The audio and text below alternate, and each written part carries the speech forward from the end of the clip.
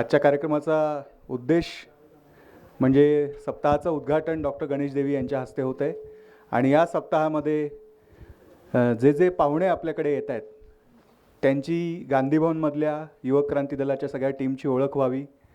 जे लोक इथे नियमितपणे कार्यक्रमांना येतात त्यांच्याशी काही अनौपचारिक गप्पा मारता याव्यात, काही प्रश्नोत्तरं व्हावीत, असा या अनौपचारिक गप्पांचा संवादाच्या कार्यक्रमाचा उद्देश असतो. कारण 5 वाजता आपण सप्ताहाचं उद्घाटन डॉक्टर गणेश देवी यांच्या हस्ते करणार आहोत आणि त्या कार्यक्रमामध्ये मोठ्या संख्येने लोक येतात आणि तिथे प्रश्नोत्तरं, अनौपचारिक चर्चा याला फार कमी वाव असतो. त्यामुळे मी अधिक वेळ न घेता सगळी सूत्र डॉक्टर गणेश देवींकडे देतो आहे. त्यांच्याबरोबर आलेले श्रीनिवास जैन हेही लवकर जाणार आहेत, त्यामुळे त्यांनाही आपल्याशी काही बोलता येईल त्या दृष्टीने मी सगळी सूत्र डॉक्टर देवी यांच्याकडे देतो आणि पुन्हा एकदा त्यांचं स्वागत करतो. आभार.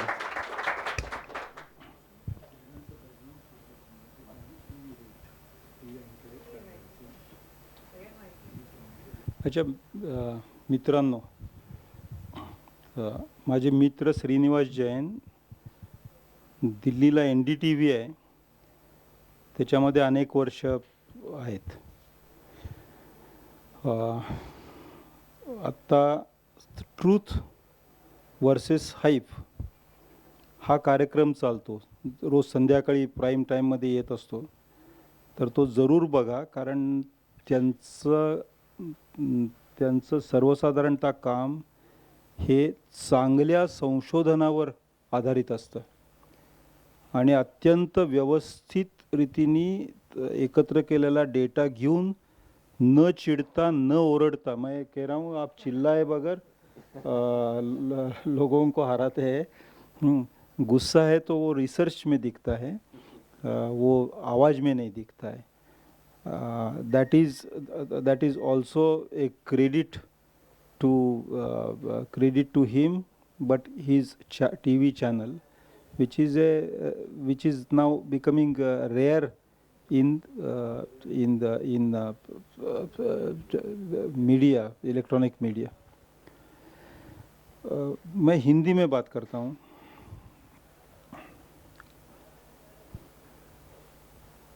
कुछ समय पहले मैं एक लेखकों के मीटिंग के लिए गया था. ये मीटिंग यूक्रेन देश में थी. यूक्रेन वो देश है जो कभी रशिया ने ले लिया, कभी ऑस्ट्रियन एम्पायर था उन्होंने ले लिया. बहुत अच्छे लोग हैं, बहुत अच्छी नदियाँ हैं वहाँ पे और बहुत ही अच्छा संगीत साहित्य बनाने वाले लोग हैं. बिल्कुल अपने हिंदुस्तानी लोगों जैसे दिल से अच्छे लोग हैं.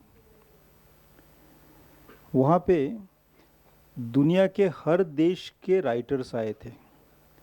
किसी को नोबेल प्राइज़ मिला है, किसी को बुकर प्राइज़ मिला है, किसी को और इस तरह के हर देश से 2 या 3 लेखक थे. और वो जो कॉन्फ्रेंस थी उसका नाम था poets essayist novelist international PEN international conference.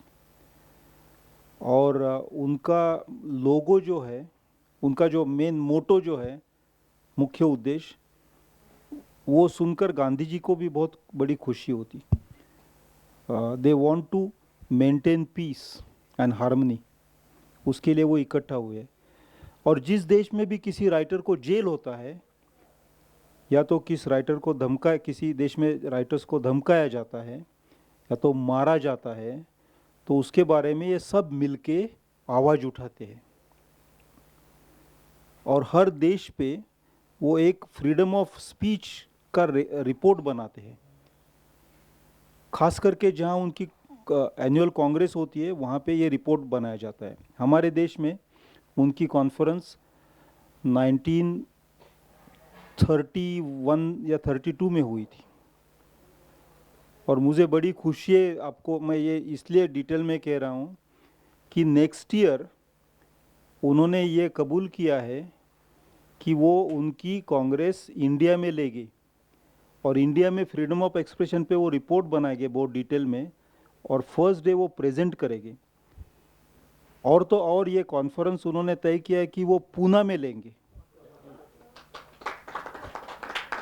उससे भी एक स्टेप बढ़कर उन्होंने ये भी कबूल किया है कि वो गांधी के 150th बर्थडे सेलिब्रेशन को साथ में रख के ये कांग्रेस लेने वाले हैं।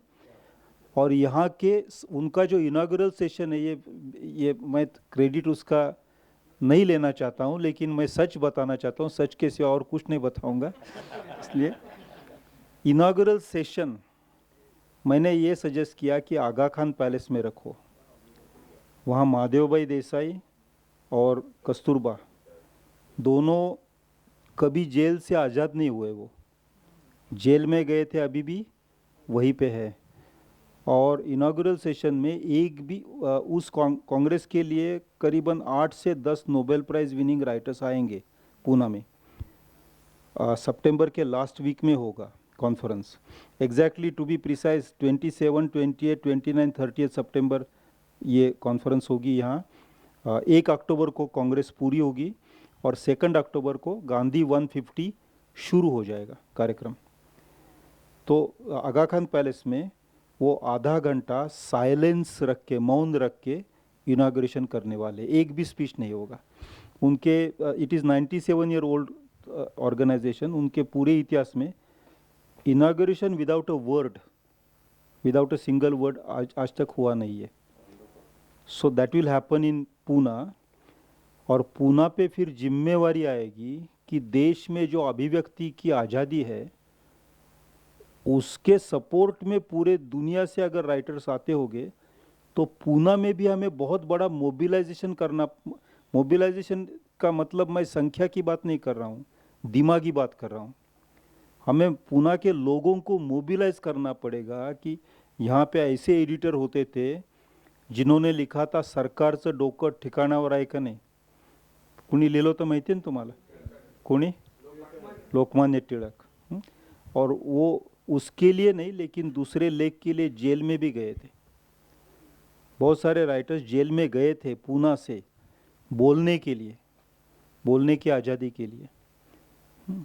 तो पूना में काफ़ी मोबिलाइजेशन करना पड़ेगा, काफ़ी जनमत बनाना पड़ेगा कि अभिव्यक्ति की आज़ादी ये हमारा फंडामेंटल राइट, सिटीजनशिप राइट है, हमारा ह्यूमन राइट है। क्योंकि इंसान और जानवर में एक ही फर्क है। जानवरों को भूख होती है, प्रजनन करते हैं, सोते हैं, गिरने का डर होता है जैसे इंसान को होता है, ऊंचाई से गिरने का डर, वर्टिगो, वो जानवर में भी होता है। कोई दुश्मन आए तो जानवर भी भागते, इंसान भी भागते हैं वगैरह। लेकिन एक फ़र्क है कि इंसान बोलता है, बोल सकता है। We have language, complex language. हम एक दूसरे के दिमाग के अंदर जाके उनकी सोच क्या है वो समझ सकते हैं। वो हमारे दिमाग में जाके सोच एक्सचेंज ऑफ थॉट के लिए जो कम्युनिकेशन है, उसकी जो भाषा है वो केवल हमारी है। और उसकी रक्षा अगर हम ना करें तो हम इंसान भी नहीं रहेंगे। तो मेरा आपको जो दोस्त है वहाँ पे उनको सवाल है कि क्या आप पूना में ऐसा माहौल खड़ा कर सकते हैं कि अभिव्यक्ति की आज़ादी हमारा फंडामेंटल राइट है? मैं आपको सवाल पूछ रहा हूँ, आप कर सकते? तो कैसे करेंगे? आप मुझे कोई रास्ता बताइए। मैं आपका सेवक हूँ, आपके लिए काम करूँगा, लेकिन कैसे करना ये आप बताइए। पहले तो हम भारतीय राज्य घटना का आधार लेते हुए लोगों को ये समझाएंगे कि अभिव्यक्ति स्वातंत्र्य ये हमारा फंडामेंटल राइट्स है, जो राइट्स के लिए हज़ारों लोगों ने अपना बलिदान दिया और हमको वो आज़ादी मिली। हज़ारों साल हमारे मुल्क में ये आज़ादी हमको नहीं थी एज ए नागरिक करके, जो हमको इंडिपेंडेंस के बाद में गांधी जी के नेतृत्व में जो लड़ा चला उससे मिली। वो संभाल के रखना हमारा मूलभूत कर्तव्य है, नहीं हमारा वो ज़िंदगी का एक मकसद होना चाहिए। इसलिए हम जनमत पैदा करेंगे। और कोई कैसे करेंगे? क्या करना चाहिए जिससे ये होगा? हमारे पास 1 साल का अवधि है, 1 साल का समय है। मैं आपको कोई काम करने के लिए कहने वाला नहीं, लेकिन मेरे लिए मैं काम मैं करूँ।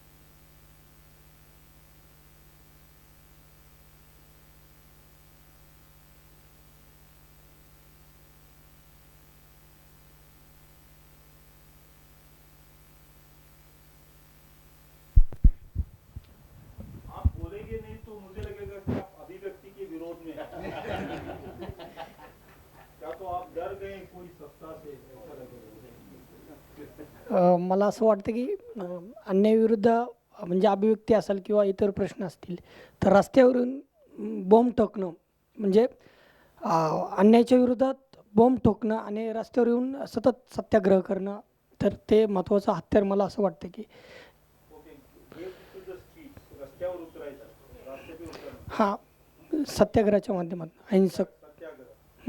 तो सत्याग्रह के लिए हाँ आप कुछ कहना चाहिए. To create awareness on social medias, to create awareness and speaking truth on social media.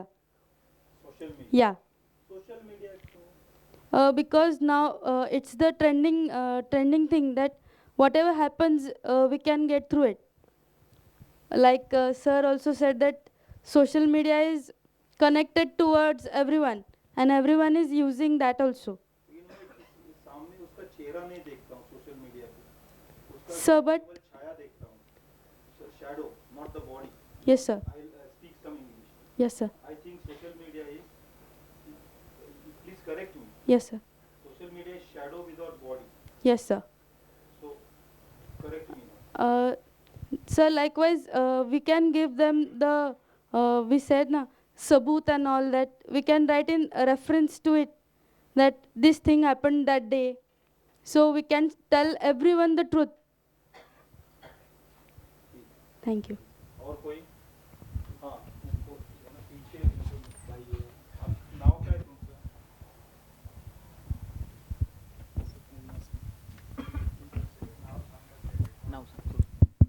Hello, मेरा नाम स्वप्निल है. सोशल मीडिया की प्रॉब्लम में मैं थोड़ा ऐड करना चाहूँगा. अभी जो भी ओपिनियन फॉर्म होता है उसमें सोशल मीडिया का ज़्यादातर मतलब प्रभाव होता है. तो जो फेक न्यूज़ अभी जो चल रही है मार्केट में, मतलब पूरे इंडिया में, अपने जो पीएम है उन्होंने भी गलत इन्फॉर्मेशन दी थी. जो अभी 26 जनवरी का जो उनका स्पीच था उसमें कुछ उनकी गलतियां थी.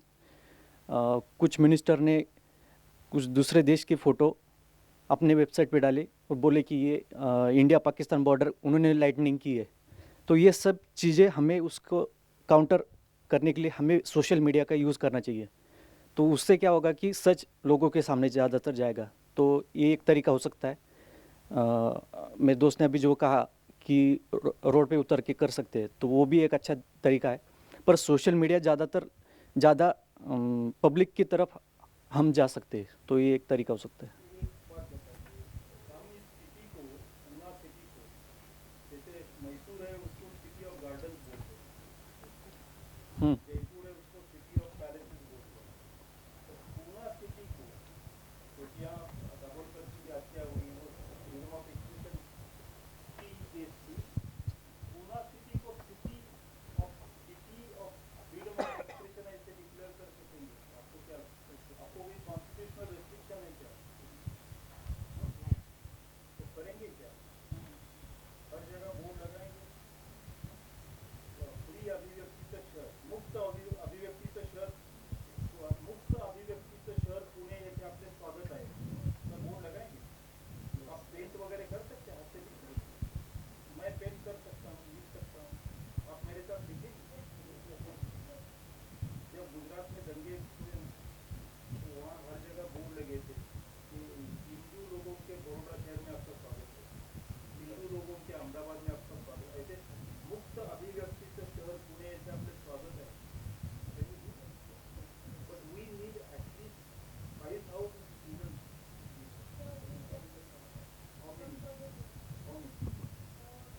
How many did you get? Which college? Ferguson.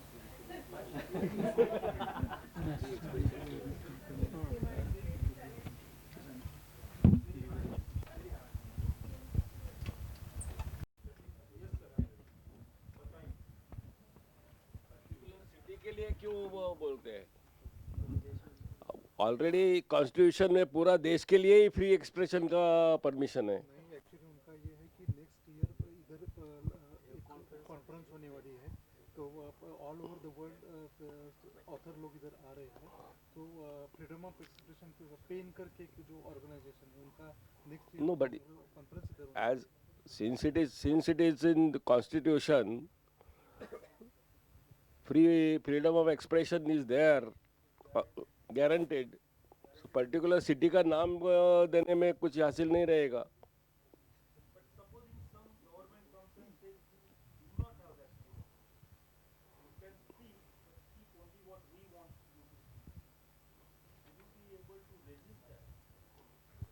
No, that way you can say you have got freedom of expression in India and you are welcome in Pune also. That will do.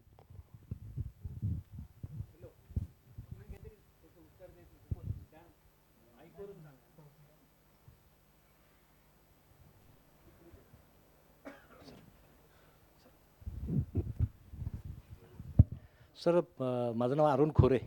मी माध्यमात काम करतो, एक मासिक मराठीमध्ये चालवतो. हाँ yes, मैं मराठी में एक मैगज़ीन चला रहा हूँ पिछले 3 बरस. इट्स नेम इज़ लोकशाहीसाठी समंजस संवाद, मॉडरेट डायलॉग फॉर डेमोक्रेसी. आपने अभी जो पुणे की बात की, मैं आपसे सहमत हूँ, लेकिन आपको जो सब्जेक्ट है अभिव्यक्ति स्वातंत्र्य के बारे में, फ्रीडम ऑफ एक्सप्रेशन के बारे में, वो ज़रा डेलिकेट सब्जेक्ट है.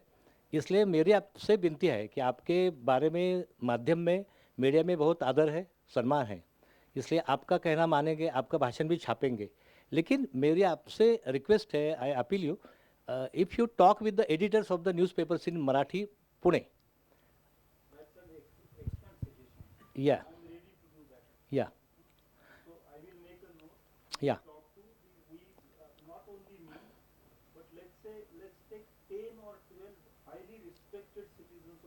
yeah yeah yes yes of yes freedom of expression yes because that is the need of the hour, because the many editors have no in that way viewpoint. They have no strong conviction about the social issues and the issues related with the freedom of the expression. That's why that is need of the hour. Thank you. Sir हे स्वतः editor, ये खुद editor रह चुके हैं, शायद ये भी ऑर्गेनाइज कर सकते हैं. उत्तर दे आप चाहता. नहीं I am trying my best to be gather all the friends. ये definitely yes.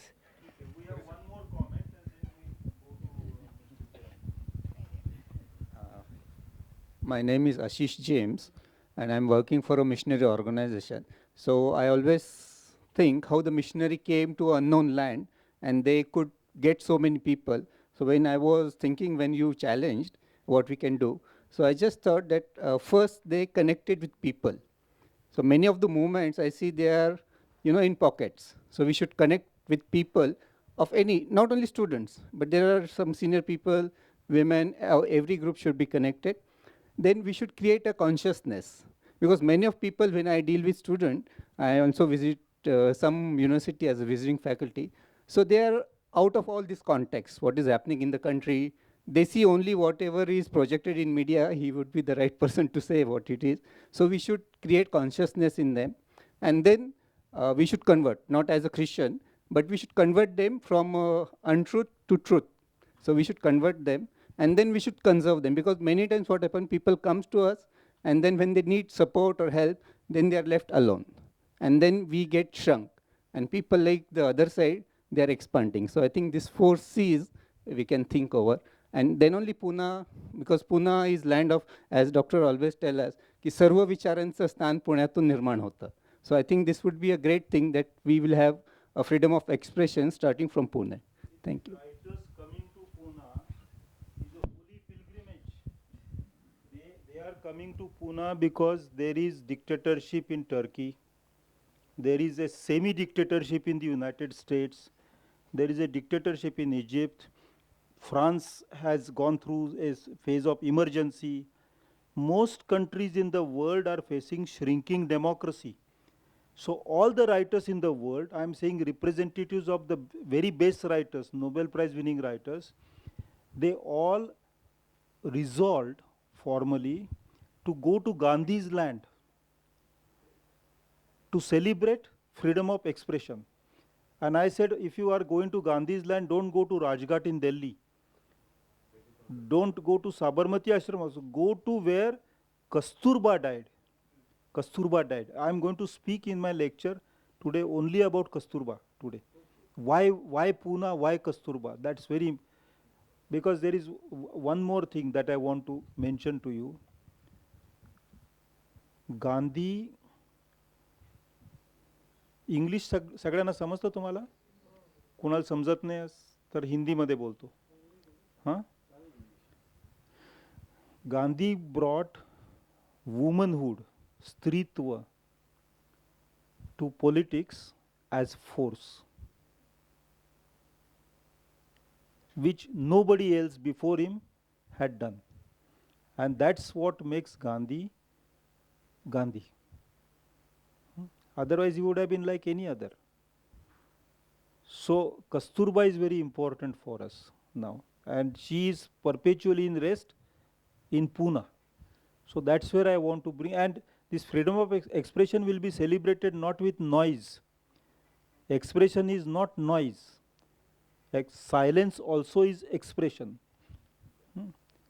So, let us declare Pune, let us work towards that. Let's get all the NGOs, all the civil society, all the press, all the big people in the city to say with pride to the rest of the world that next year Pune will welcome writers from all over the world, because Pune is a city of free expression. I think that will be acceptable. If we just go and say we want to put up a board, it will not be acceptable. There will be many, immediately Times Now channel will start, shooting us down actually. लेकिन इसके लिए अगर कोई लाठी खाना पड़ा, jail जाना पड़ा, तो हमें करना पड़ेगा. और ये लाठी खाना और जेल जाना, कोई धमकाता है तो उसका सामना करना, कोई फिनेंशियल प्रेशर लाता है तो उसको हटा के अपने रास्ते पे चलते रहना, ये एक्सप्रेशन के लिए क्यों ज़रूरी है, ये बात हमारे दोस्त श्रीनिवास जैन आपको कहेंगे, क्योंकि वो हर रोज़ करते, रोज़ उनको थ्रेटनिंग कॉल्स आते. एक प्रोग्राम शुरू है तो उसमें 10 कॉल्स आएंगे कि आज स्टूडियो के बाहर कैसे आते हम देख लेंगे. But he still doing those programmes. आपको ये नोटबंदी वगैरह है तो ये शोन कि ये फेल्यूर है. इकोनॉमी अच्छी चल रही है बोले तो ये दिखाते कि आपके सभी ग्राफ्स नीचे जा रहे. So every day he is telling you are a liar, you are meaning government को आप झूठ बोल रहे, और ये सच है. तो how, let us see how he balances threat against truth, not hype against truth, threat against truth, and what he thinks of making this city a city of free expression. वो गांधी के मेमोरी को बहुत अच्छा tribute होगा हमारे लिए. Thank you for that Ganesh ji. मैं तो थोड़ा सा यहाँ गेट क्रैशर हूँ. The function was supposed to be a conversation with him, but I happen to be here to give a lecture at the Pune Patrakar Sangh at his invitation.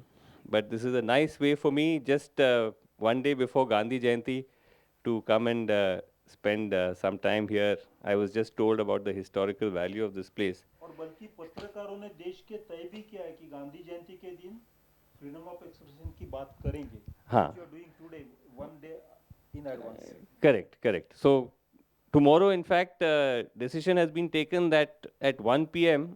the whole country journalists will observe peaceful protest on this threat to press freedom, press safety, freedom of expression. So, ek to firstly, congratulations on this news that you just shared. Wonderful news that the PEN conference is coming here to Pune, to India, where luckily we don't have a dictatorship, unlike other countries that you listed. If NDTV is still around in the way that it is today, then I can tell you right now that we'd be very happy to partner with you on this program and sort of make sure that we cover it, in the way that it should be. तो पता नहीं English Hindi क्या मतलब लोग prefer करेंगे, जो जैसा भी ठीक है। तो मैं थोड़ा मिक्स जैसे इंग्लिश टाइप में बात कर सकता हूँ आप लोगों से। तो जैसे गणेश जी कह रहे थे कि एक तरह से अगर देखा जाए तो जो प्रेस फ्रीडम है वो, और यही मैं बात पत्रकार संघ में भी कह रहा था, वो डेमोक्रेसी का ऑक्सीजन है। तो जब प्रेस को सांस मिल रही है और प्रेस खुल के बोल रहा है तो डेमोक्रेसी और समाज भी सांस ले सकती है। लेकिन जब प्रेस का गला घुटना शुरू होता है तो आप भी थोड़ा सा सांस लेने में आप मुसीबत, आपको थोड़ी सी ना गैस्पिंग फीलिंग आने लगेगी। ये बात अनफॉर्चुनेटली हमारे सोसाइटी में पूरी तरह से इसकी वैल्यू नहीं दी जाती है। जब हम देखते हैं कि किसी प्रेस पे अटैक हो रहा है, किसी पत्रकार पे अटैक हो रहा है, या प्रेस को खूब गालियाँ मिल रही हैं सोशल मीडिया पे, नेता भी आजकल प्रेस को गाली देते हैं, तो अनफॉर्चुनेटली लोग भी इसको चीयर करते हैं। अच्छा लगता है कि चलो जर्नलिस्ट को गाली मिल रही है, जर्नलिस्ट बिका होगा, प्रेस्टिट्यूट होगा, कुछ होगा, कांग्रेसी होगा, ये होगा, वो होगा। तो ये चीज़ अब आप करके आप उसका मतलब तालियां ले सकते हैं, अच्छा आपको रीट्वीट और फेसबुक पे लाइक मिलेंगे, लेकिन आगे जाके आप ही को मुसीबत होगी। बिकॉज ये एक, जिसे कहते हैं नॉट इमरजेंसी आउटराइट, बट ये एक अनडिक्लेयर्ड इमरजेंसी का साइन है कि आप प्रेस के फ्रीडम्स को आप कर्व कर रहे हैं और आप उनके पावर्स को लिमिट कर रहे हैं और आप इसका एक तमाशा बना रहे हैं। You are making a blood sport of baiting the press. So for this, we are constantly now trying to meet, we are constantly trying to hold protests, we are constantly trying to say that we will not be suppressed, हम अपनी आवाज़ उठाएंगे, हम बुलंद रहेंगे, ये सब हम कर रहे हैं। लेकिन हमें ये सोचना है, प्रेस को भी और पब्लिक को भी, कि इससे क्या फ़र्क पड़ रहा है। अभी जैसे एनडीटीवी पे रेड हुआ तो हम सब प्रेस क्लब में गए, वहाँ पे खूब नारे लिए कि हम दबेंगे नहीं, हम बात करेंगे खुलकर, और अब बिजनेस एज यूजुअल नहीं होगा, अब से Indian media will not be business as usual. बड़े बड़े हस्तियाँ आए, एडिटर्स आए, सब वापस गए, वही हुआ बिजनेस एज यूजुअल।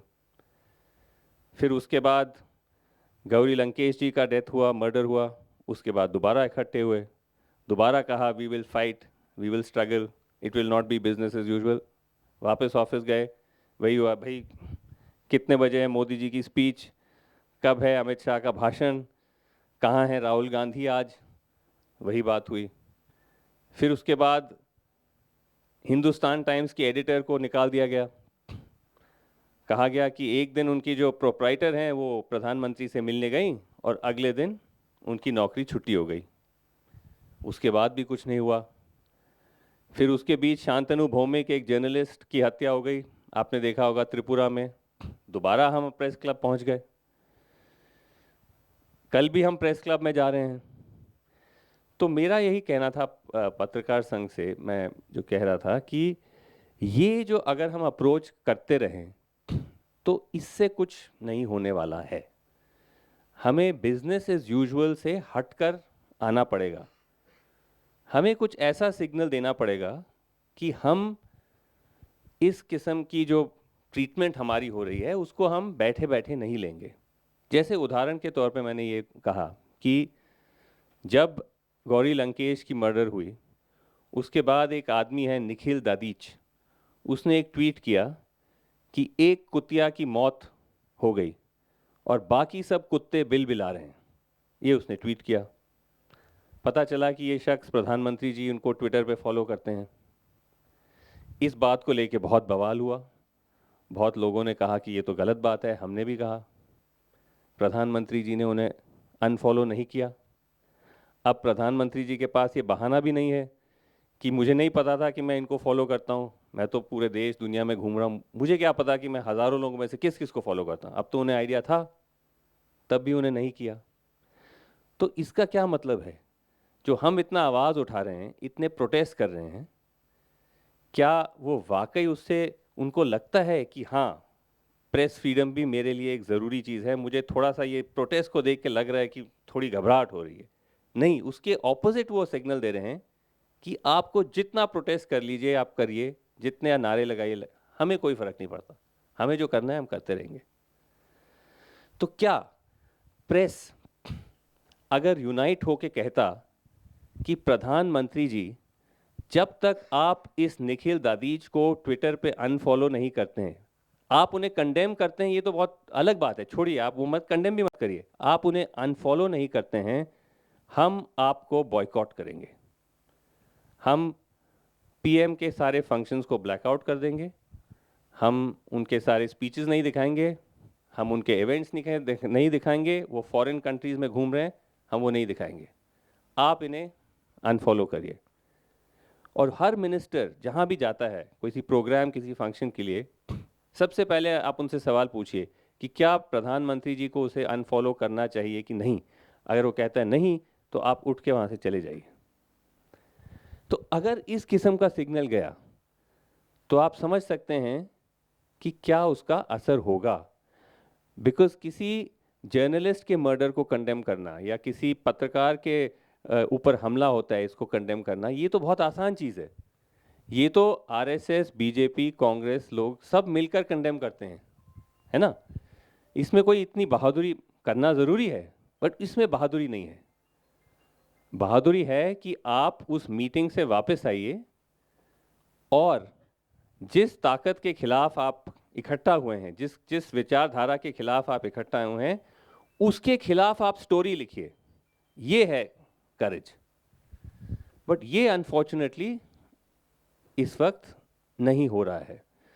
हम अभी भी बिजनेस एज यूजुअल मोड में फंसे हुए हैं। हमारे एडिटर्स, हमारे संपादक, हमारे पब्लिशर्स, वो उस उस ज़माने के नहीं हैं जो वो सरकार के प्रेशर, सरकार के ताकत को दूर रख के रिपोर्टर को पूरी छूट दें कि अब आप जो लिखना है लिखो। दूसरा प्रॉब्लम जो मैं रेज कर रहा था कि एक ये समस्या आ गई है कि अगर हम सच भी बोलते हैं तो लोग सच सुनने के लिए तैयार नहीं हैं। लोग आपको बिलीव नहीं करेंगे, फैक्ट्स को बिलीव नहीं करेंगे, वो व्हाट्सएप को बिलीव करेंगे। कि अगर व्हाट्सएप में लिखा है कि 2000 रुपये नोट में सैटेलाइट चिप है, सैटेलाइट चिप सीधा आसमान में जा रहा है, वहाँ से सिग्नल आ रहा है, उसमें से आपको मोदी जी की आवाज़ सुनाई देगी, वो उसको ज़्यादा बिलीव करेंगे, ना कि मेन स्ट्रीम मीडिया को। तो ये एक बड़ी समस्या है। तो अगर ये हालत हो गई तो लोग अब उन चैनल्स को ज़्यादा देख रहे हैं, उन चैनल्स में ज़्यादा व्यूअरशिप है जो सरकार की चमचागिरी कर रहे हैं। मतलब चमचागिरी टुडे सेल्स, ये तो एक ऑपोजिट हो गया। नॉर्मली था कि आप प्रेस, जर्नलिस्ट पब्लिक की राय लोगों के सामने रखता है, लोगों के साथ रहता है और लोगों की समस्याएं दिखाता है, सरकार को अकाउंटेबल रखता है, और लोग आपको देखेंगे और कहेंगे वाह ये तो बड़ा अच्छा है, मतलब सारे रेटिंग, सारी रीडरशिप उसकी होनी चाहिए। उल्टा ये हो रहा है कि जो ज़्यादा चमचागिरी कर रहे हैं उनको टीआरपीज हाई मिल रहे हैं और जो नहीं कर रहे हैं उनके टीआरपीज गिर रहे हैं। तो ये कैसा माहौल हो गया हमारे देश में कि जो हम इतने मतलब स्वतंत्र दिमाग के हुआ करते थे कि 10 लोगों के रूम आप बिठा दीजिए तो हर आदमी का अलग व्यू होगा, अब सब ऐसे पता नहीं कुछ भ्रम में आ गए हैं, क्या उसमें है कि वो सच सुनने के लिए तैयार नहीं। तो ये चुनौती सिर्फ मीडिया की नहीं है, ये पब्लिक की भी है। क्या पब्लिक कभी इससे निकल कर देखेगी कि आपके नुकसान में ही कुछ हो रहा है लेकिन आप उसके बारे में सुनने को तैयार नहीं हैं, तो फिर मीडिया का रोल क्या रहेगा। लेकिन तब भी हम अपना काम करते रहेंगे। जैसे कि गणेश जी कह रहे थे कि जो मेरा शो है उसमें हम कोशिश करते हैं कि हर हफ्ते जो भी मतलब कोई खबर है या कोई, आजकल प्रोपेगेंडा इतना हो गया है कि मतलब आप सांस नहीं ले सकते, आपको घेर दिया हर तरफ से, तो हम उसमें से फैक्ट्स लेकर दिखाते हैं कि भाई हकीकत ये है, फैक्ट्स क्या हैं, और हम उसको रखते हैं। और हम बार बार वही तो रख सकते हैं और तो हम कुछ कर नहीं सकते। लेकिन पब्लिक को उसको समझना चाहिए और उसको एजेंडा की तौर से नहीं देखना चाहिए कि ये रिपोर्टर ऐसा कह रहा है तो इसका ये एजेंडा है या वो एजेंडा है। रिपोर्टर का कोई एजेंडा नहीं होता, उसका सिर्फ एजेंडा होता है स्टोरी। सबसे सबसे बड़ी भूख उसकी, सबसे बड़ा जो दिमाग रात सवेरे से उठ के कि मुझे स्टोरी लेना है, ये उसका एजेंडा होता है। जैसे मैंने एक एग्जाम्पल दिया कि एक मुद्रा स्कीम आपने सुना होगा, गवर्नमेंट ने लॉन्च किया, और जब हाल में ये आया कि गवर्नमेंट नौकरियां नहीं दे पा रही हैं, अनएम्प्लॉयमेंट इज़ राइजिंग, लोग परेशान हो रहे हैं, तो उन्होंने कहा कि भैया हम ये मुद्रा स्कीम लेके आए हैं, हमने इसमें 7 करोड़ नए जॉब्स क्रिएट कर दिए हैं। बहुत मतलब ये तो बहुत बड़ी बात हो गई। 7 करोड़ का मतलब 70 मिलियन, और एस्टिमेट है कि इंडिया में पर ईयर 12 मिलियन लोग, नए लोग वर्कफोर्स में आ रहे हैं। This is the estimate.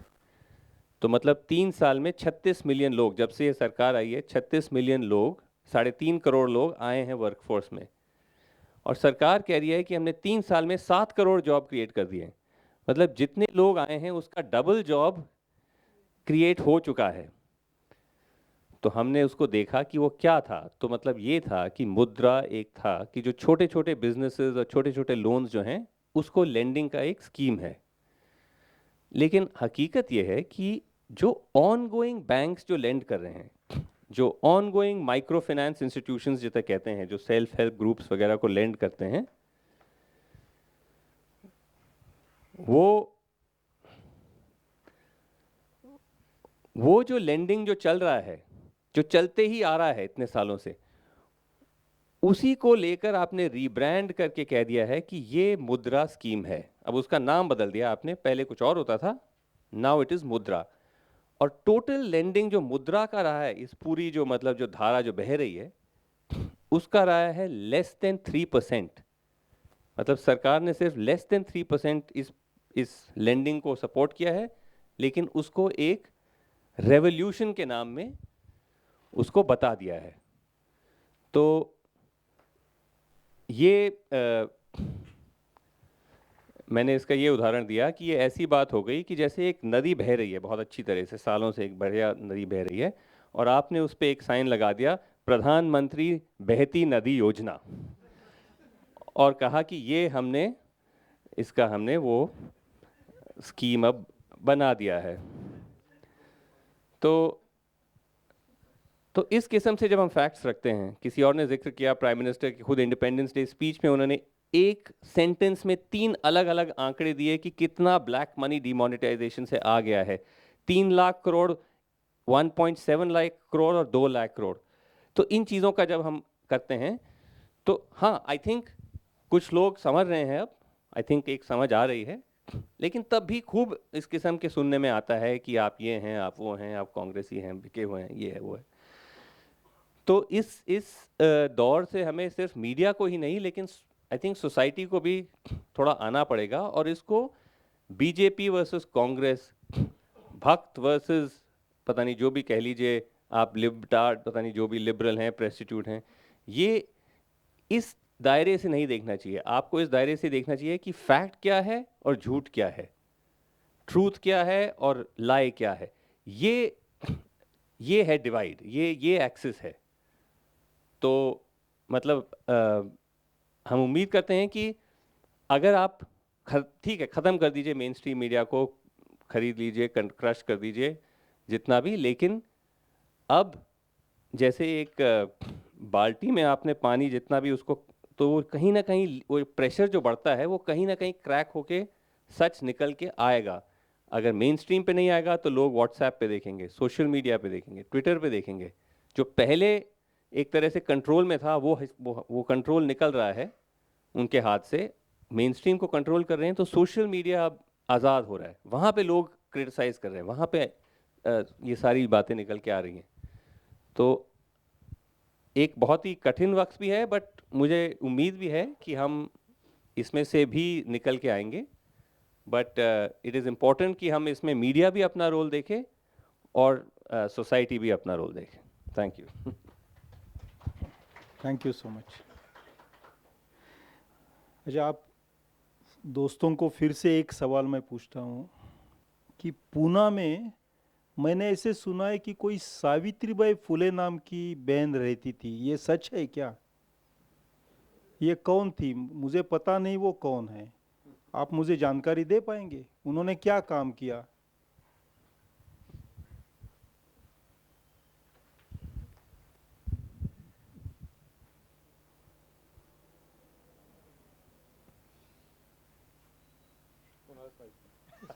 कोणाला माहित नाही का?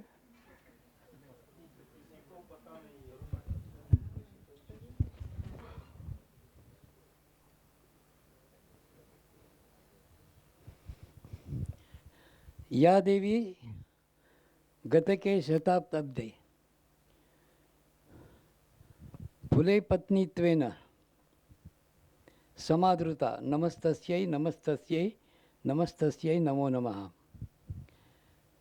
भाइयों बहनों, इन्होंने सवाल जो पूछा उसकी जानकारी देने वाला यहाँ कोई नहीं, ऐसा मैं नहीं मानता। महात्मा फुले नाम भारत के मानचित्र पर जो बहुजन समाज के लिए शिक्षा की देन जिन्होंने महाराष्ट्र में बहुत धैर्य से दी, उनकी ये सावित्रीबाई फुले धर्मपत्नी थी। और उन दिनों उन्होंने जब ये पढ़ाई सीमित वर्ग के लिए मर्यादित थी, बहुजन समाज पूरा अंधेरे में था, मुट्ठी भर लोग ही पढ़ते थे, पढ़ सकते थे, पढ़ाते थे। लेकिन जब बहुजन समाज के कुटी में दिया ज्ञान का नहीं जलता था, तब जिन्होंने क्रांतिकारी करे उस महात्मा का नाम है महात्मा ज्योतिबा फुले। और उनके धर्मपत्नी उन्होंने महिलाओं को ये सारी शिक्षा दीक्षा दी, इसलिए उनका नाम सारे भारत वर्ष में ले जाना चाहिए। नासते विद्यतो भावात् ना भावो विद्यते सता। सर, जो है उसको कभी भी गुम नहीं कर सकते, जो है वो रहेगा, और जो नहीं है उसको सच कभी नहीं कर सकते। Non truth can never become truth and what exist can never be cancelled out, ऐसे भगवत गीता में कहा है। अब मैंने ये सवाल इसलिए पूछा कि हाँ, sorry for interruption. Savitribai Phule का स्पेशलिटी एक है, सबको मालूम है, बोलते नहीं लोग। शादी के समय वो अनपढ़ थी, उनके हस्बैंड चाहते थे कि तुम पढ़ो, रात में दिए के सामने वो पढ़ी, खुद जानकार बनी, और फिर उन्होंने स्त्रियों के लिए शिक्षा देना शुरू कर दिया। ये इम्पोर्टेंट। Thank you. हम पूना के सभी लोग सावित्रीबाई का नाम लेके अपनी अस्मिता, अपनी पहचान कहते हैं, तो फिर बीएचयू में जब लड़कियों को पीटा गया तो हमें गुस्सा क्यों नहीं आया? ये मेरा सवाल है। मैंने सावित्रीबाई, मैं उनको भगवान जितना ऊंचा मानता हूं, लेकिन मुझे अधिकार उनको भगवान मानने का नहीं मिलेगा अगर बीएचयू में लड़कियों को क्यों पीटा गया? क्योंकि वो चाहती थी कि 7 बजे के बाद लाइब्रेरी में जाने की परमिशन मिले, और हॉस्टल वालों ने कहा कि 7 बजे के बाद बाहर नहीं जा सकेंगी।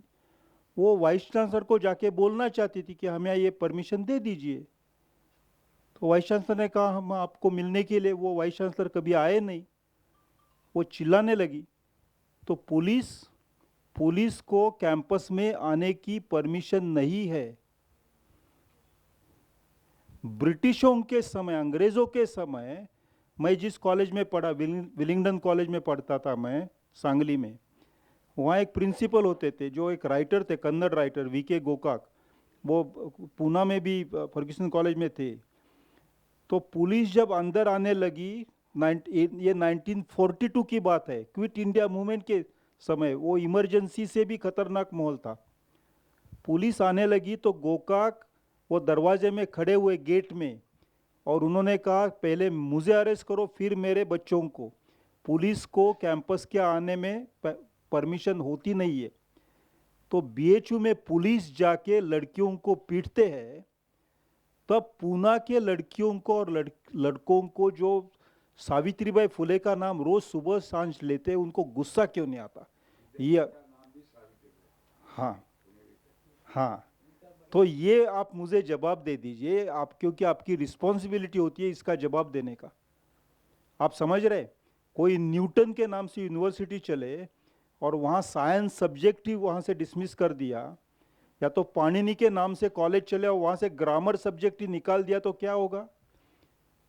तो इस शहर में सावित्रीबाई फुले ने इस शहर का संस्कृति का सबसे अच्छा इतिहास का पन्ना लिखा है।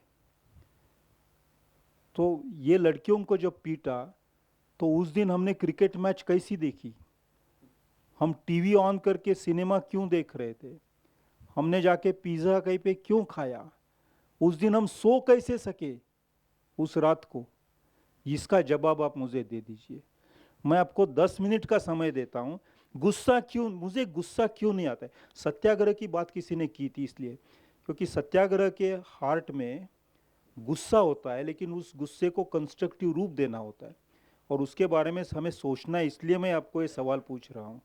आज सुबह विद्यार्थी इकट्ठा आए थे पूना में, वो सर फुले स्मारक के पास हम इकट्ठा हुए और वहाँ कुछ बच्चियाँ और बच्चे इकट्ठा मिलके उन्होंने तय किया कि कम से कम गुस्सा तो आना चाहिए, कम से कम गुस्सा आना चाहिए, कम से कम मुक्त होना चाहिए, कम से कम बोलना चाहिए, अभिव्यक्ति होनी चाहिए। तो आप इसका थोड़ा एनालिसिस मुझे बताइए। आपको तो गुस्सा आया ही होगा इंडिविजुअली, लेकिन अन्य लोगों को क्यों, दूसरों को गुस्सा क्यों नहीं आया? इसका जवाब कोई जवान लड़की दे तो बहुत अच्छा, या लड़का दे तो अच्छा है।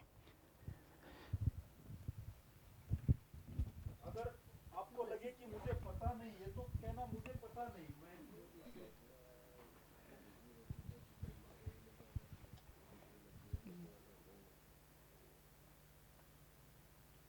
मैं भी जब तक कोई खुद पे नहीं आता है तब तक ज़्यादा सोचते ही नहीं है।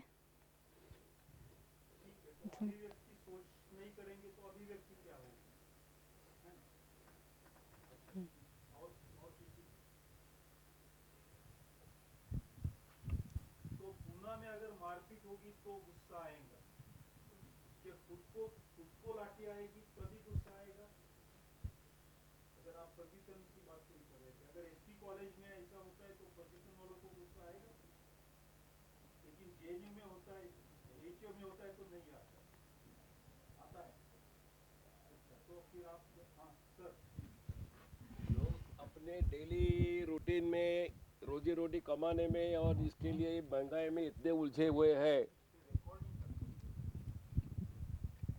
लोग अपने डेली एक्टिविटीज़ और रोजी रोटी कमाने के पीछे और महंगाई के पीछे इतने त्रस गई है कि इस तरफ देखने के लिए किसी को टाइम नहीं। कुछ बात सुनी, एक दिन बाद हाँ देखा, पेपर में देखा, छुट्टी हो गई। That is the indifferent attitude is developed in India.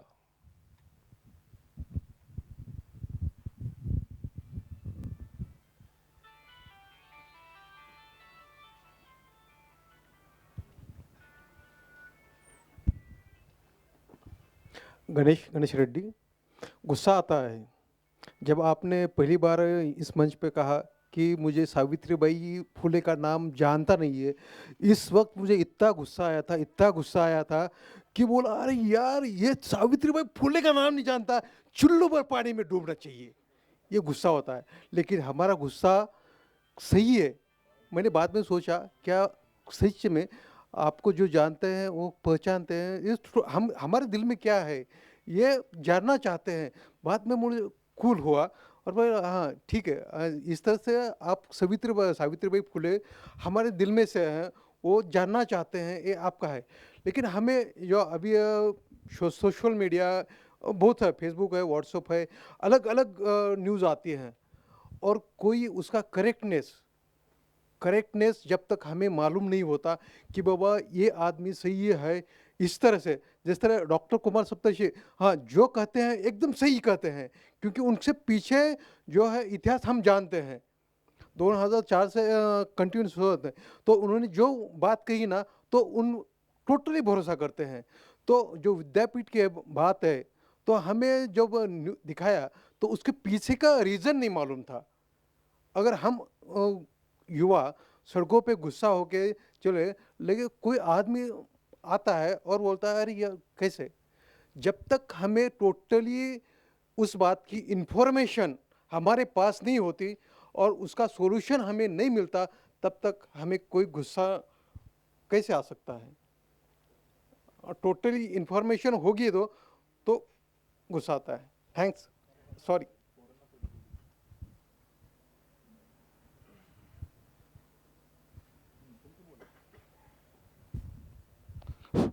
Sir, we have a number of reasons. If a girl was attacked, then I am a boy, why should I condemn? I am not in a BHU, why should I condemn? Like we have thousands of reasons. That's why we haven't condemned on that.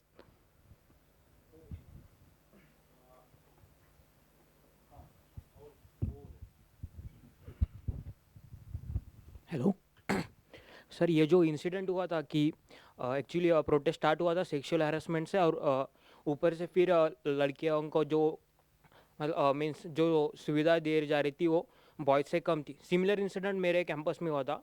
मतलब मैं Lonavala campus था, engineering पढ़ रहा था मैं, तो उधर भी यही था कि मतलब एक लड़कियों का थोड़ा हैरेसमेंट हुआ था, तो उससे वो प्रोटेस्ट स्टार्ट हुआ था। फिर लड़कियां डिमांड कर रही थी कि जैसे हम लोग को अलाउड था कैंपस में कि हम लोग रात भर घूम सकते थे कैंपस में, या बाहर भी जा सकते थे, वो लड़कियों को अलाउड नहीं था, या लाइब्रेरी जाना वो सब अलाउड नहीं था। मतलब सभी कैंपस में वही होता है, जो BHU में होता है ऐसा कुछ नहीं है, सभी कैंपस में वही होता है। तो उसके बाद वही प्रोटेस्ट हो रहा था। तो थिंग इज़ डैट हमने प्रोटेस्ट क्यों नहीं किया, तो तभी उसी टाइम पे भी हम लोग ने प्रोटेस्ट नहीं किया था, या कोई भी मतलब सीरियसली देख ही नहीं रहा था। मतलब कम से कम 100 से 200 लड़कियाँ प्रोटेस्ट कर रही थी और बाजू में सब बच्चे खड़े रह के, मतलब लड़के खड़े रह के हंस रहे थे।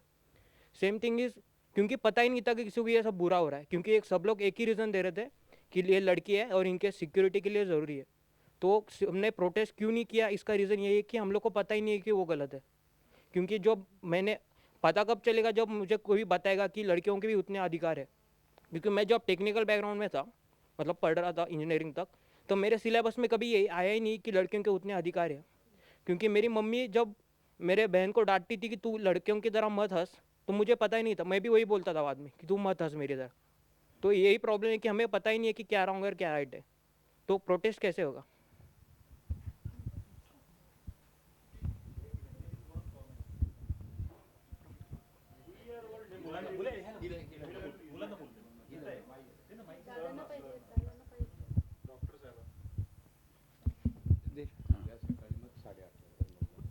ऐसा है कि अपनी इतनी पुरानी सोसाइटी है और उसमें स्त्री का जो स्थान है वही एक मान्यता है। जब तक ये मान्यता बदलने की प्रोसेस होगी तब ना वो सेंसिटिविटी आएगी, वो एक चीज़ है। दूसरा, मैं तो पूरी ज़िंदगी प्रोटेस्ट कर रहा हूँ, 55 टाइम्स तो अरेस्ट हुआ होगा। तो एक देखता हूँ कि लोगों के मन में अपने अपने लिए होता है, लेकिन इस सोसाइटी को हमेशा पावरलेस रखा गया है कॉमन आदमी को। Body polity was fracture. 650 राजा बादशाह थे, बाकी क्या था, प्रजा को कोई राइट नहीं था। तो हाउ टू यूज़ फ्रीडम ये भी पता नहीं है, ऑपरेट कैसे करना। फ्रीडम मिला है, वो पॉलिटिकल फ्रीडम मिला है, सोशल कहाँ मिला है, वगैरह वगैरह। तो इसलिए एक उसका उपाय है, एक कुछ न कुछ पैरेलल पावर सेंटर होना चाहिए, तब लोग करते हैं। अभी हम हर हफ्ते एक सत्याग्रह करते, पुनर्वसन के लोगों के हक छीने हैं, उनको घर नहीं दिया। तो आस्ते आस्ते वो होता है, लेकिन वो क्यों कर रहे हैं और 16 बरस क्यों नहीं किया उन्होंने, वो बिल्डर के सामने करते। तो उनके पीछे पैरेलल पावर सेंटर नहीं था। हमने इसके लिए प्रयोग किया था 1974 में। हमने जाके एक देहात में पहले पावर सेंटर बनाया और लोगों को लगा जब कि उनसे ये पावर सेंटर अच्छा है, तो लोगों ने हमारा पावर सेंटर एक्सेप्ट किया। ऐसा नहीं हुआ कि पूरा उनके फ्रीडम के लिए वो सेंसिटिव हो गए, लेकिन इनसे ये पावर सेंटर अच्छा है ऐसा लगा। So this is a process, because people don't know how to operate freedom in a given context. अपना सोशल कॉन्टेक्स्ट या फैमिली कॉन्टेक्स्ट, इसमें फ्रीडम है ही नहीं। तो वो आदी हो जाता है कि ऐसा ही होता है, वास्तव को कबूल करता है। एक बहुत छोटा सवाल मैं आपको पूछता हूँ, फिर श्रीनिवास जी को मैं देता हूँ कमेंट के लिए। जब आज़ादी मिली तो देश में शायद 40 यूनिवर्सिटीज़ थी, फिर धीरे धीरे यूजीसी की रचना हुई, अभी 900 यूनिवर्सिटीज़ है। ये 900 यूनिवर्सिटीज़ और 55,000 institutes of technical education, higher technical education, दुनिया का सबसे बड़ा एजुकेशनल इंफ्रास्ट्रक्चर इस देश में। अब ये बात सच है कि हमारा पॉपुलेशन 130 करोड़ है, 65 करोड़ बिलो 30, यानी बहुत सारे 10-12 करोड़ को एक्चुअली एजुकेशन और एम्प्लॉयमेंट वगैरह के बारे में ट्रेनिंग मिलना चाहिए। सबको हम दे नहीं सकते, बल्कि 7-8% ही ग्रेजुएशन तक जाते हैं। जैसे उसमें तो शेड्यूल कास्ट, शेड्यूल ट्राइब तो बहुत ही कम, और नोमैडिक ट्राइब्स तो बिल्कुल ज़ीरो पे होते। तो भी ये संख्या बहुत बड़ी है। इसका व्यवस्थापन करने के लिए कम से कम हमारा जब मकान होता है खुद का, तो लगता है ना उस मकान में पानी देने वाला, इलेक्ट्रिसिटी देने वाला कोई कारपोरेटर हो, कारपोरेशन हो। तो इतने बड़े एजुकेशनल इंफ्रास्ट्रक्चर में पढ़ने वाले करोड़ों स्टूडेंट्स को ऐसा क्यों नहीं लगा कि हमारा एजुकेशन, देश का मिनिस्टर जो है, देश का एजुकेशन मिनिस्टर, वो 12th पास है, स्टेट का है 12th पास। देश का एजुकेशन मिनिस्टर है फर्स्ट ईयर डिग्री वाला या वाली। तो ये गलत है, इसे क्यों नहीं लगा हमें? उसका गुस्सा क्यों नहीं आया हमें? व्हाट इज दी सामूहिक में इंडिविजुअल है, तो इसके लिए हमें यूनाइट होना पड़ेगा, क्योंकि इस डिस्पेंसेशन में अभी के बुद्धि पे प्रहार है, थिंकिंग पे प्रहार है। सबको फ्रैगमेंट करो, डिवाइड करो, और कोई सोचे नहीं।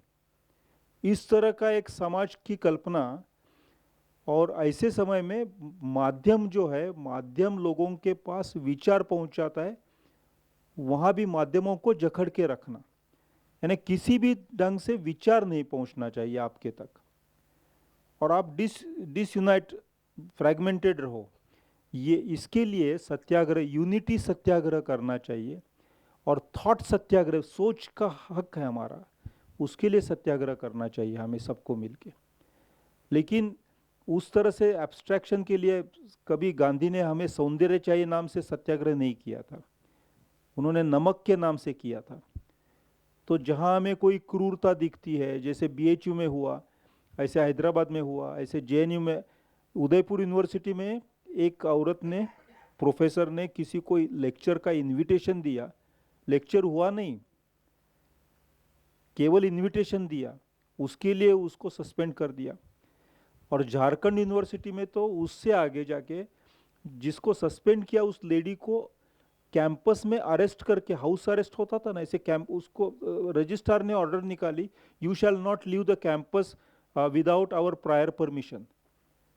तो वो बेचारी, जॉब भी उसका चला गया, और वो कैंपस में अरेस्टेड रही बहुत दिन तक। बाद में वो ऑर्डर रिसिंड की गई, that's another thing. I think this freedom of expression is not a simple question.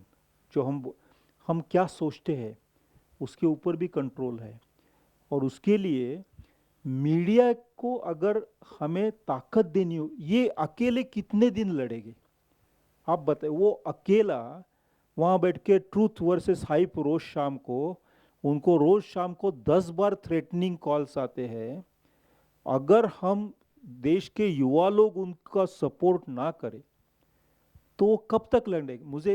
मुझे एक चीज़, अरविंद घोष थे ना, उनके ऊपर बॉम्ब की केस, बल्कि उन्होंने बॉम्ब नहीं बनाए थे, अलीपुर जेल में रखा था, और वो गरीब थे, वो अपनी सैलरी सबको डिस्ट्रीब्यूट करते थे, खुद के लिए रखते नहीं थे, धोती पहनते थे, Cambridge educated young man.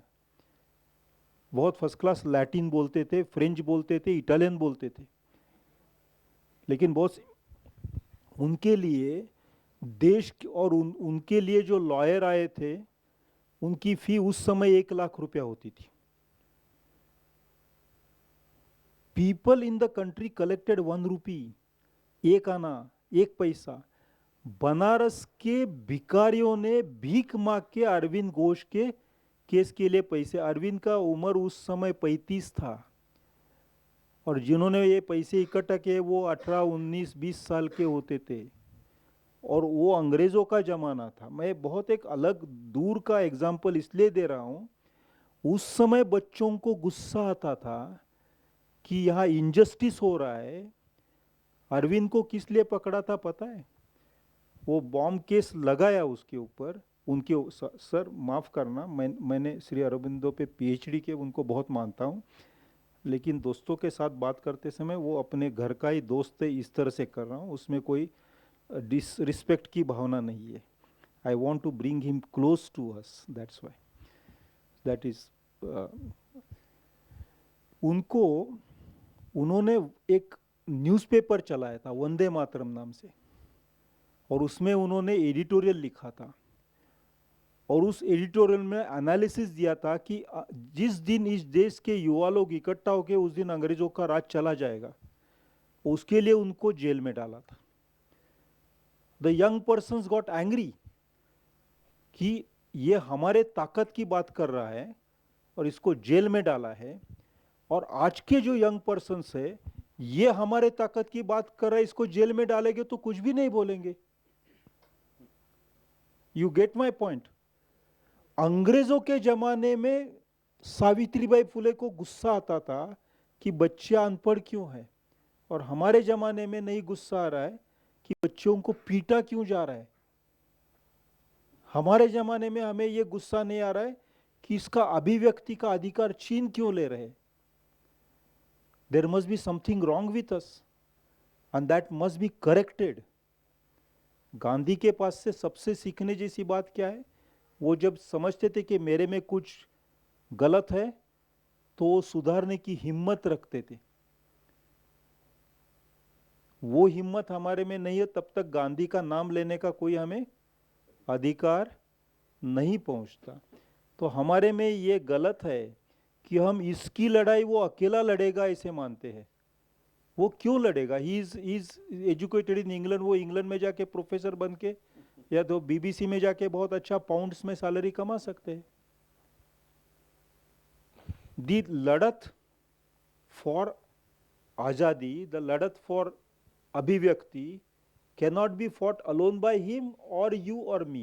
We must all join hands. What do you think on the question of solidarity? और फिर मैं I would like to seek the view of the house. Solidarity का जरूरत है या नहीं, क्या मानते हैं आप? नहीं, I'll also keep it brief because I think getting time for me to leave. I have unfortunately a flight to catch.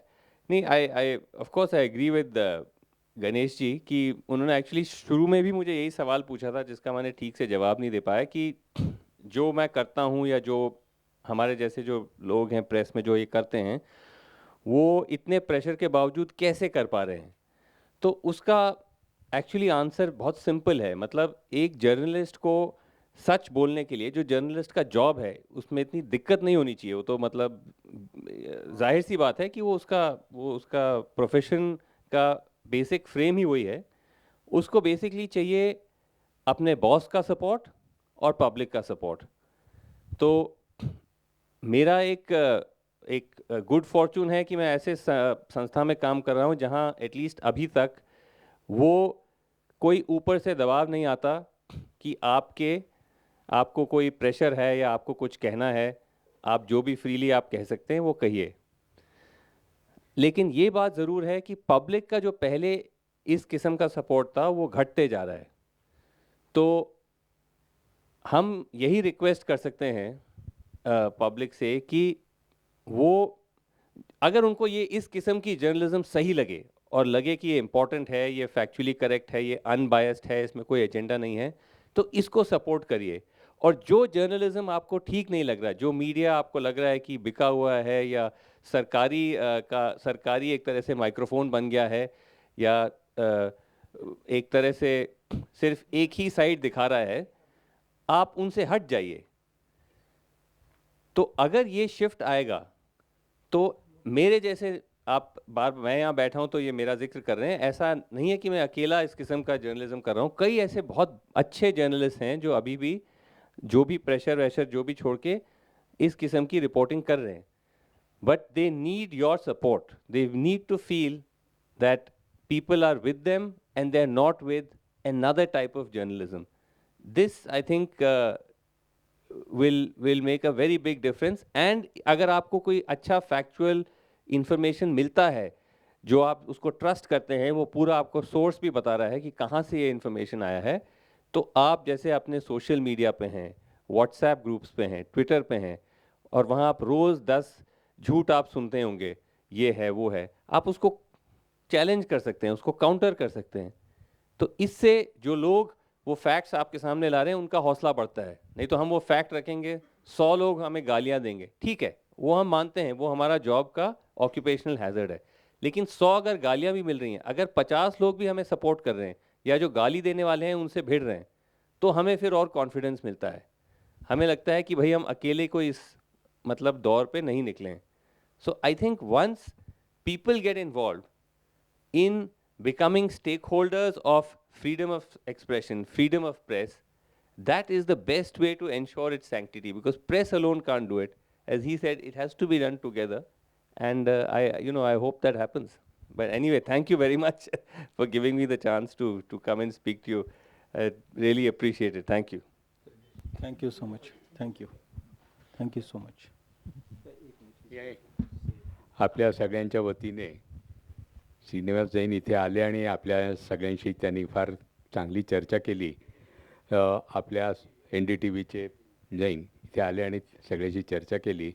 Maharashtra Gandhi स्मारक निधीतर्फे त्यांचं स्वागत आपण केलेलंच आहे। एक मानाचं प्रतीक म्हणून एक स्मृतिचिन्ह मी डॉक्टर सप्तर्षी यांना विनंती करतो की त्यांना आपण द्यावं। हे वेगवेगळ्या ठिकाणी लोक आपापल्या परी लढत असतात आणि ते एकमेकांचे रिलेटिव्ह असतात। Thank you sir. आपका कार्ड दीजिए, कार्ड। हाँ, कार्ड एक्चुअली मैं नहीं है, लेकिन I will give मेरे you. सारे वो हैं। आपको जाना है? हाँ, संदेश मग सुरेखाला पण विचारा कुठपर्यंत. चलो, thank you. This is lovely, absolutely. I hope your mother is. Yes, she'll be fine and we'll be in touch. बहुत अच्छा लगा आपसे मिलकर। चलो मैं बाद में फोन करूँगा।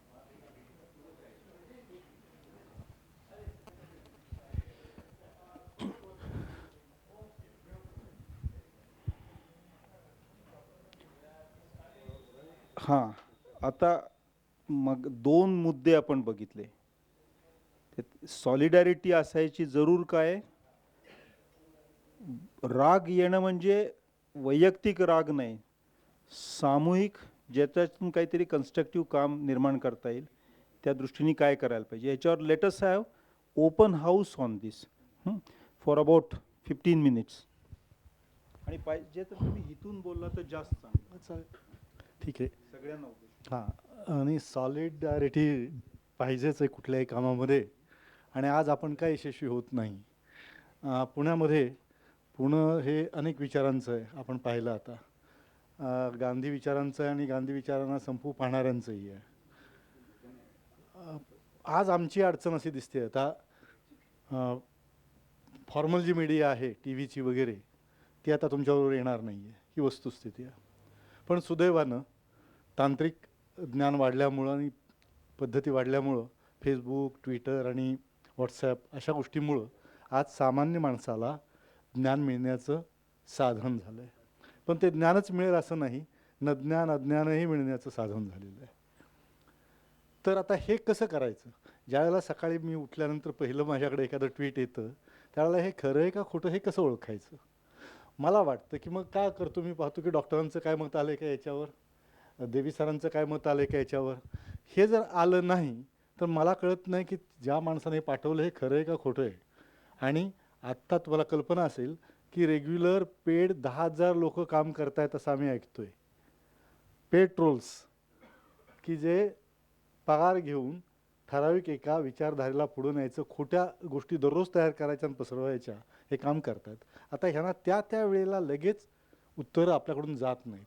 आता मी इथं जवळजवळ 20-25 मोठ्या ग्रुपवर आहे आणि काही माझे मित्र ओळखतात की बरंचसं कटुपणा घेऊन मी लगेच त्या ठिकाणी थोडी एक पॅरेग्राफचं तरी लगेच लिहितो. पण काय होतं, तेवढ्यानं भागत नाही. तर अशी एखादी पॅरलल फौज आपल्याला सगळ्यांना उभी करावी लागेल. ज्याला जे जमतंय थोडंसं त्यांना लगेच ते तथ्य लिहायचं आणि ते खोडून काढायचं. बऱ्याच वेळा काय होतंय की आमच्यातली बरीचशी मित्रमंडळी वरनं एखादं आलेलं आहे ट्विट किंवा एखादा मेसेज आला आहे, ते खरं काय आहे कळायच्या आतच तो अट्रॅक्ट होतो त्या मेसेजकडं आणि तो पुढं पाठवत जातो. त्याला माहीत नाही की त्या मेसेजमध्ये एक विष असं पेरलेलं आहे, विष बीज आहे, तेही त्याला कळत नाही. इतकं सिस्टमॅटिक काही मेसेजेस येत आहेत. तर तुम्ही आम्ही विशेषतः डॉक्टरांसारखी मंडळी वगैरे यांनी मिळून असं काहीतरी रेग्युलरली सुरू केलं पाहिजे की ही कसे ट्रोल्सला कशी उत्तरं द्यायची, कशा टिप्पण्या लिहायच्या, त्या लगेच कशा गेल्या पाहिजेत. कारण ही फार मोठी ताकद आपल्याकडे आज आहे. ही आहे ती आपल्यामुळं नाही, ती देखील एका उद्योगाची गरज आहे म्हणून ते करतायत. जोपर्यंत अजून आपल्याकडं चीनचं बंधन येणार नाही तोपर्यंत याचा आपण जर फायदा करून घेऊ शकलो तर मला वाटते खूप काही आपण करू शकू. एक प्रतिस्पर्धी असं आपल्याकडे एक फोर्स तयार होईल लोकांना सत्य सांगायचं. या दृष्टीनं आपण ऑर्गनाईज काय करू शकू का याचा आपण सिनियर लोकांनी विचार करावा असं वाटतं. धन्यवाद. तुम्ही उत्तर देण्याचं मी 5-10 मिनटं घेतो. यांना ह्याच फ्लाईटने जायचं आहे तर ते म्हणतात मी प्रार्थना म्हणून जातो. ते येतातच गांधीच्या प्रार्थना हे सांग नाही याला सांगतो पण तिथे 5 वाजता होणार आहे त्यावेळी इथं म्हणून जात आहे. तुमची 5:15ला निघणार होता. राष्ट्रपिता महात्मा गांधी सप्ताहाचं एक वैशिष्ट्य असतं की या सप्ताहाचं उद्घाटन हे सर्व धर्म प्रार्थनेने होत असतं. आणि सर्व धर्म प्रार्थना याच्यामध्ये सगळ्या धर्मांच्या धर्मगुरूंना आपण बोलवतो. आणि आपलं हे एक महत्त्वाचा प्लस पॉईंट म्हणता येईल की आपल्या पुण्यामध्ये आणि आपल्या महाराष्ट्रात सर्व धर्माचे लोक राहतात. आणि खास करून जगभरामध्ये ज्या मंडळींना त्रास होतो अशा धर्माचे अल्पसंख्याक मंडळीसुद्धा इथे राहतात. ज्यू धर्मीय अभिमानाने सांगतात की आम्ही भारतामध्ये राहतो आणि आम्हाला सुरक्षित वाटतं. तर अशा धर्मगुरूंच्या प्रार्थनेने आपण हे सप्ताहाचं उद्घाटन करत असतो. आणि दरवर्षी पंडित वसंत गाडगीळ हिंदू धर्माची प्रार्थना या सप्ताहाच्या उद्घाटन कार्यक्रमात सादर करतात. उद्या त्यांना दिल्लीमध्ये गांधी जयंतीच्याच कार्यक्रमामध्ये प्रार्थना सादर करायची असल्यामुळे त्यांची फ्लाईट आहे 6 वाजता. त्यामुळे आपण इथेच ही प्रार्थना आयोजित करत आहोत. आणि त्यानंतर मग आपण सर्वांनी मोठ्या हॉलमध्ये जायचं आहे कारण उद्घाटन कार्यक्रमाला आता एक 15 मिनटं फक्त शिल्लक राहिलेली आहे.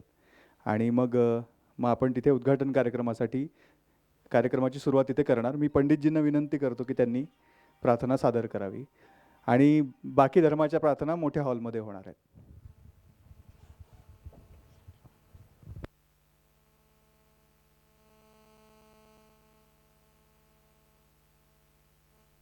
सर्वांची क्षमा मागतो की मान्य केल्याप्रमाणे 5च्या कार्यक्रमाला उपस्थित राहता येत नाही. पण हा कार्यक्रम चुकवू नये म्हणून मी लवकर आलो आहे आणि डॉक्टरांची क्षमा मागून आणि त्यांच्या अनुमतीने मी अगदी छोटी एक 2-2.5 मिनटात संपेल. 1960 साली शारदा माझी पत्रिका पुढच्या वर्षी 60 वर्षाची होती आहे.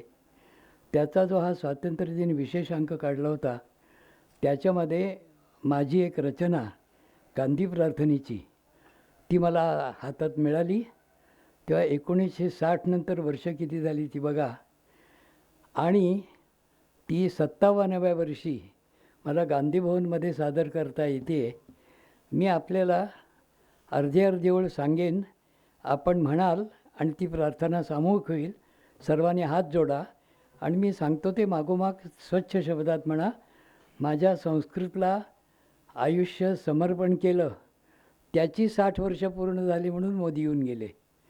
त्या संस्कृत व्रताची जिथं जाईन तिथं संस्कृतच बोलीन या प्रतिज्ञेची 60 वर्ष झाली. पत्रिकेची पुढच्या वर्षी 60 वर्ष होतील. आणि ही 57 वर्षापूर्वी गांधीजी गेले तेव्हा मी शाळेत होतो वेंगुर्ल्याला.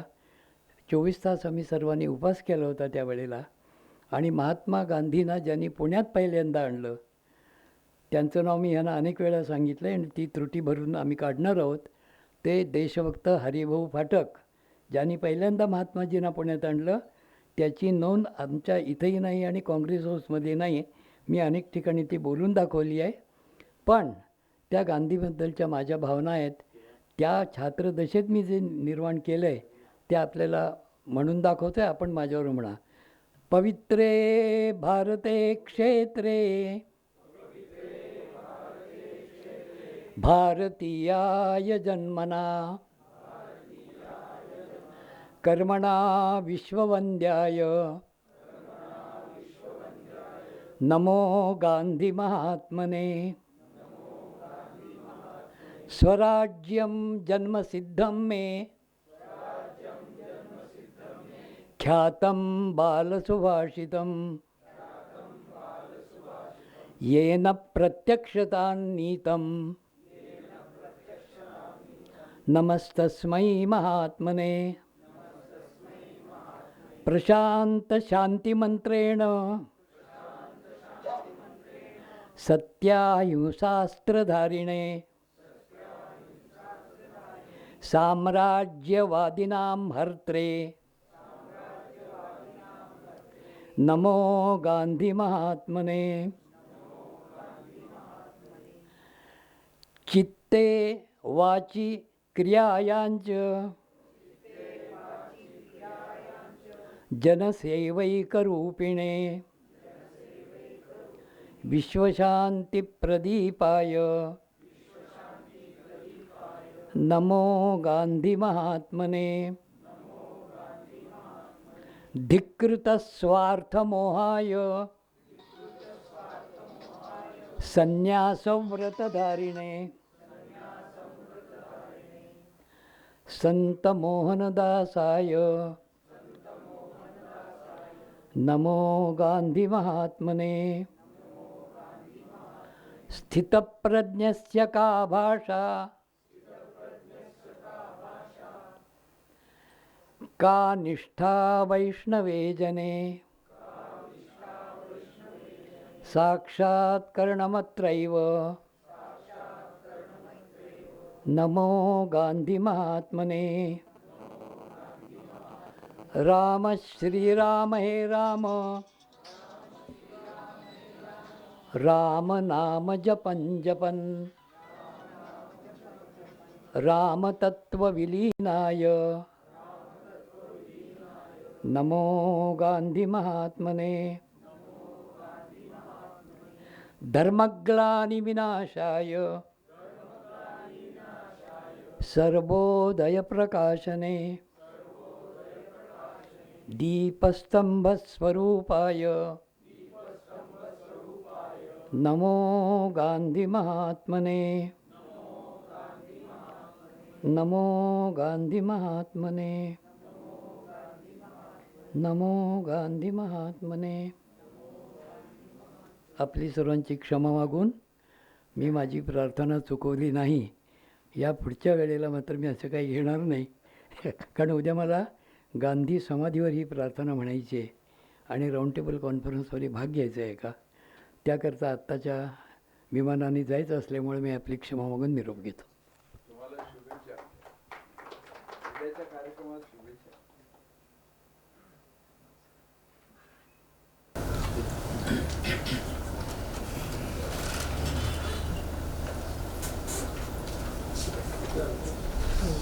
सुट्टी घ्यायची काही बोलायचं नाही.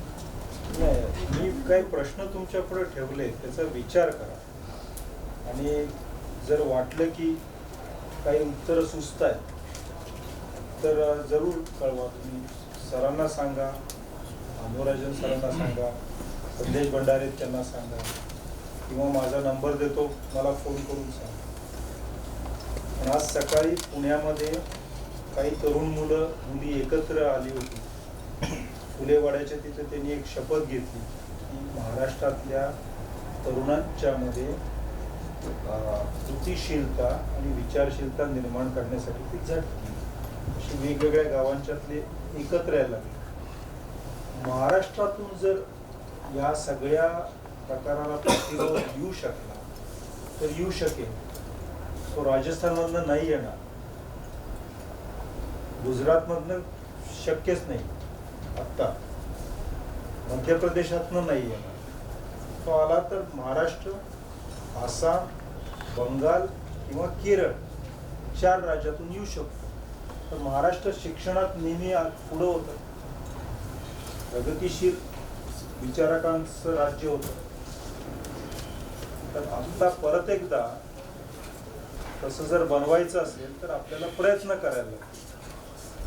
गांधी इंग्रजांच्या काळात प्रयत्न करू शकले ते आपण आपले स्वतःचं राज्य असताना करू शकत नसलो. तर गांधींचं नाव आपण घेऊ शकत नाही. डॉक्टर श्री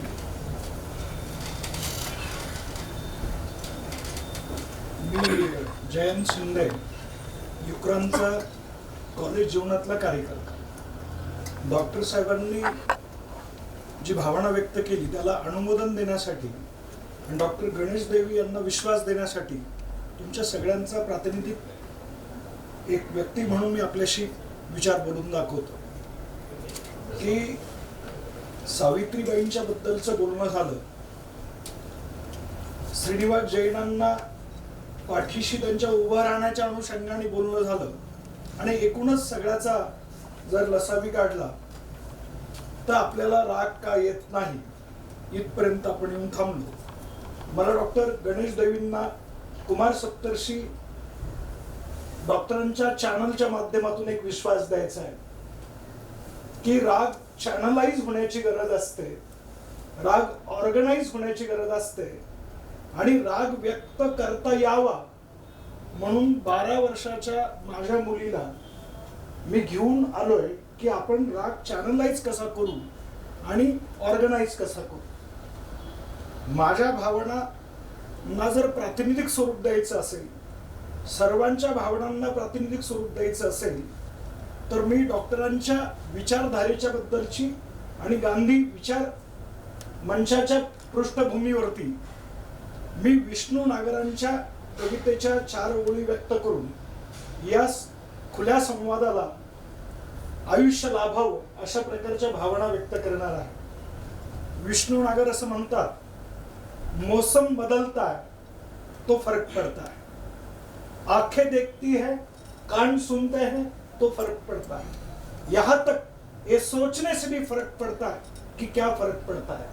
इसलिए फर्क लाने वालों के साथ हम लोग खड़े होते हैं और कहने लगते हैं जी हाँ, मौसम बदलता है तो फर्क पड़ता है, फर्क पड़ता है, फर्क पड़ता है. फक्त एक वाक्य मी बोलतो, पुढच्या वर्षी जेव्हा पेन इंटरनॅशनल कॉन्फरन्स पुण्यात होईल त्या आपल्याला 1 वर्ष महाराष्ट्रातल्या खेड्यापाड्यातून, प्रत्येक गावातून, प्रत्येक जिल्ह्यातून, प्रत्येक तालुक्यातून 1 वर्षात युवक तयार करून त्यांना त्यावेळेस ह्या कॅम्पसवर फार मोठ्या संख्येने आणून त्यांची काय कृतिशीलता असेल त्याचा एक रोडमॅप वगैरे बनवण्याचं काम करण्यासाठी मी तुमच्या सगळ्यांच्या वतीने आग्रह करून डॉक्टर साहेबांना सांगतो की त्यांनी इतर अनेक कामं आयुष्यात केली आहेत, अनेक वेळा जेलमध्ये जाऊन आलेले, महाराष्ट्राचं ते फार महत्त्वाचं व्यक्तिमत्व आहे. त्यांनी 1 वर्ष ह्या सगळ्या विद्यार्थ्यांना परत एकदा आसरा देऊन, सहारा देऊन एकत्र येऊन त्यांना मार्गदर्शन करायची जबाबदारी घ्यावी. आता आमचे परम मित्र गणेश देवी आणि जे आता परम देशभर प्रयत्न करतायत की असहमतीचा अधिकार शिल्लक राहायला पाहिजे, सहिष्णुता शिल्लक राहिली पाहिजे. तर तसे आहोतच बरोबर, ते कशा पद्धतीनं करायचं वगैरे मागून बोलता येईल, तर म्हणून त्यांना मी शब्द देतो. पण मला एक उमगलेलं तत्व या ठिकाणी नमूद करतो की लोह्यांचं वाक्य आहे की 2 डोळे आहेत आपल्याला, तर एका डोळ्यामध्ये करुणा पाहिजे. करुणा म्हणजे दुसऱ्याचं दुःख समजण्याची शक्ती. आणि करुणा जर नसेल आणि नुसतेच दोन्ही डोळ्यामध्ये राग असला तर तो वांज होऊ शकतो. तर एका डोळ्यामध्ये करुणा पाहिजे दुसऱ्यांच्या दुःखाविषयी. स्वतःचा राग असताच कामा नये. दुसऱ्याच्याच दुःखाबद्दल पीडेबद्दल राग आला पाहिजे आणि तो दुसऱ्या डोळ्यातून अंगारसारखा व्यक्त झाला पाहिजे. तर हे सांगतो. आता यानंतर मी तुम्हाला सगळ्यांना विनंती करतो की एक 10 मिनिटाची सुट्टी घेऊन आपण कार्यक्रमाला सुरुवात करू.